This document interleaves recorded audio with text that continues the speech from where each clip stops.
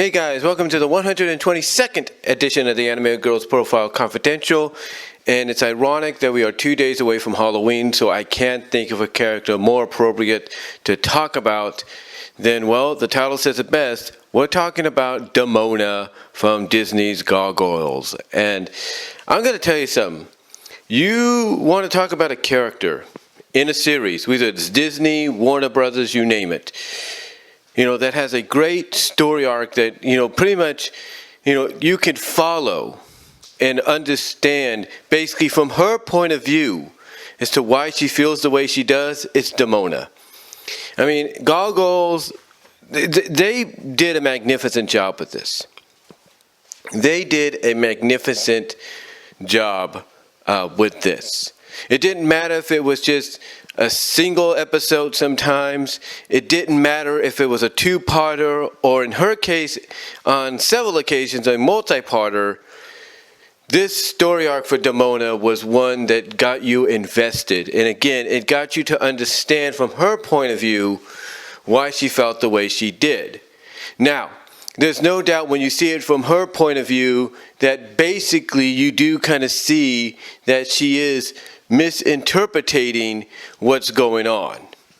Now, you could pretty much know that when the series began and we get introduced to her and everything, that she doesn't really like the fact that they're sharing the Castle Rivern, if you will, Castle Rivern, with humans.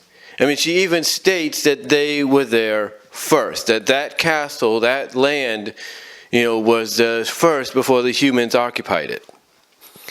And again, you kind of start to understand exactly like where she is, where she's coming from, if you will, when she points that out. And throughout the series, like I said, you just get a better understanding, even though she misinterprets everything for something else, for something that is not exactly what happened, even though she misinterprets that, or misconceives it, you kind of feel for her, you kind of understand her plight. And even though throughout the series, she does try to take it a little far and everything to basically get revenge, because again, she misunderstood a lot of what was going on. Basically, she tried to trust, and basically on several occasions, especially when you look at the story arcs, that trust basically gets demolished. It basically gets broken.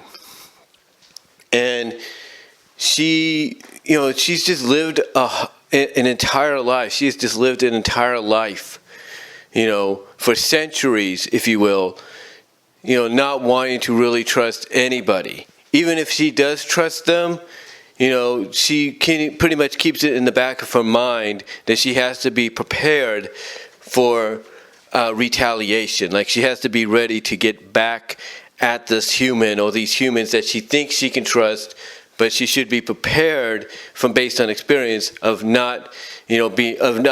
basically not being able to trust them, and be prepared for the potential backstabbing that will come her way. Now, like I said, there have been several stories that they did, several story arcs that they did based on how she came to be the way she is. I think City of Stone is one of them. Hunter's Moon is another. There are several stories that, center around, how she came to be. And the way these stories are told, from City of Stone to Hunter's Moon and a few in between, basically they're told very, very well. They're told very, very well, to the point that when you get to the Goliath Chronicles, if you will, you kind of start seeing a little bit of a redemption. Not saying it's much, but you start noticing it. Like the last episode she's in, she makes a deal and then finds out that this person she's made a deal with was going to betray her as well. And she basically has to redeem herself by not only saving, her fellow Gargoyles and Elisa, I believe, but she has to save her daughter, which, who we get introduced to, basically, I should say, in one of the story arcs in the middle of season 2. The daughter, of course, is Angela, and Elisa points this out, that she looks like Demona, although basically it's played off by Goliath at first that, the children belong, the gargoyle children, belong to everybody. And you can kind of already tell when he's, blowing that off, or basically trying to correct Elisa in her assumption, that he knows, that he pretty much could tell by looking at her hair, looking at the, how she's grown up, that she is basically his daughter and Demona's daughter. She's basically their child. And that's the only, I think you could say, bond that keeps Demona and Goliath connected. Like if anything happens to Angela, both of them will want to get revenge or want to get back at the person that did something to her. I mean, just the fact that when Goliath tells Demona in Hunter's Moon that they nearly killed their daughter, Demona is like, she just wants to whoop ass right then and there. There's no denying that. No denying it whatsoever. But again, her story arc is probably one of the more intriguing and more invested story arcs in the series. It really is. Because of the fact that in her attempt to get back at the humans and try to cleanse the world of humans, thus leaving the world for the gargoyles and any other animals and stuff around, she ends up paying a price. She ends up paying a price when she enlists the help of a mischievous elf known as Puck, who we later find out has actually been Xanatos' assistant Owen in disguise the whole time. She wants Puck to basically, grant a spell that will, I guess, turn all the humans into gargoyles, if you will, because she's pretty much figuring, well, if I can't destroy the humans, I might as well turn them into my kind, so at least I can live in peace. And she succeeds in doing that by turning Elisa and all the other humans into gargoyles temporarily, but of course that doesn't work. And instead, she pretty much figures, okay, fine, turn me, give me the ability to, walk around in the day so that I could, finish them off during the day, right? Well, what Puck does instead is he does grant her that ability, but he grants her the ability by basically turning her into a human. In other words, basically, as a gargoyle, of course, she tones to stone when it becomes daytime, but in this case, because she wants to basically be around in the daytime, so that her plan is, hey, I can go around, sneak around during the day, take out humans here and there. Instead, he ends up turning her into a human instead of, granting her the ability to be a gargoyle that's, walking around during the day, if you catch my drift. And again, that plays into Puck's mischievousness, because he knows what she wanted, and he basically said, okay, I'll give you what you want, but not the way you think. And in her reaction when she looks in the mirror, she's like, no, this is not what I want, no. So, again, like I said, her story arc, even if it's just one episode it's told in, or several episodes, is one of the reasons you have to watch this series. It really is. It is just one of those episodes that you cannot get enough of. When it's about a character, whether it's, like I said, whether it's, one episode or a multitude of episodes. City of Stone, like I said, is a good example of balancing out her, how she came to be, and, the reasoning behind her basically casting a spell to turn all the humans into stone at night, while the gargoyles like her are, basically awoken from the stone sleep during the day. It really gives you that idea. It gives you that understanding. Hunter's Moon does the same thing. It gives you more of an explanation. It expands basically on the history Demona and this character called the Hunter, who's basically been hunting her for generations. And it's also here we find out. That the story that she told Brooklyn one time when she came to his aid in one of the first episodes after the Awakening pilot or Awakening movie, that the story she tells him and then he relays to Goliath and all of them is that she's immortal. And again, you look at story arcs, mini movies, if you will, 3-parters like City of Stone and Hunter's Moon, and you get the gist of what's going. You get the gist of exactly how she became immortal. And what it is, basically, the reason she's immortal is because of one of the humans she thought she could trust as a friend in Macbeth. Yeah, that's another thing about the series. It takes a lot of Shakespearean characters and brings them to life. And here, one of the characters they introduce is Macbeth.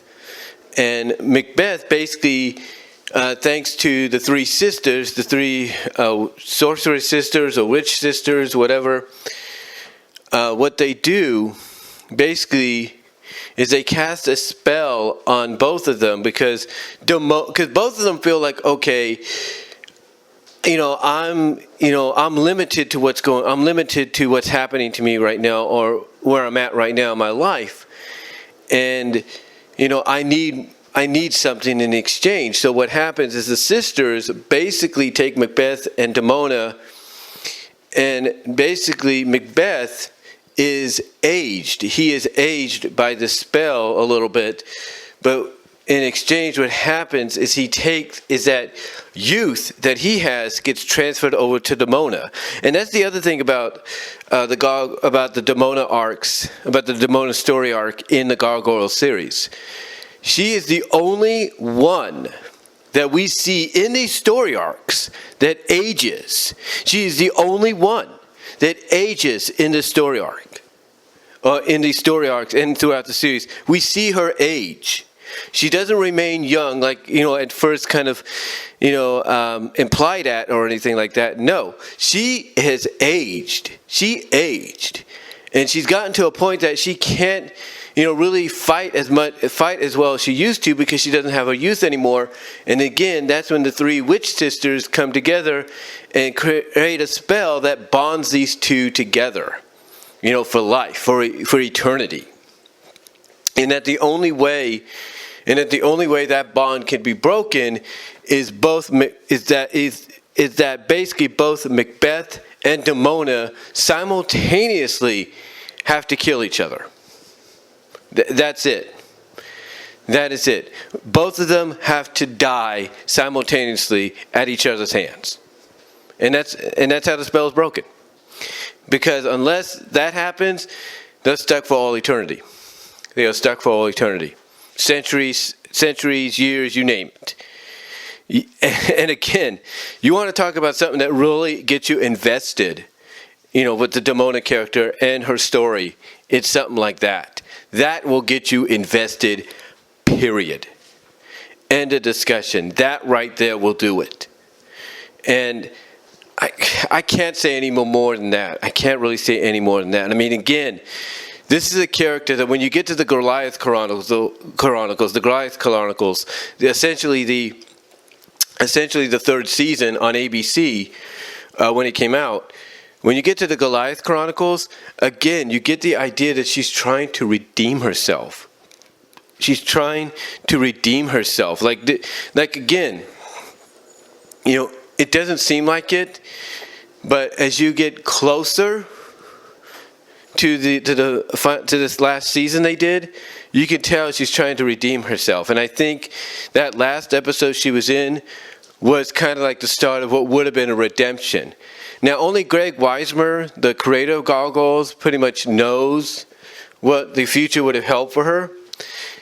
Even though he didn't really like or participate in the 3rd season, I'm sure he had to have some kind of redemption arc in store for her.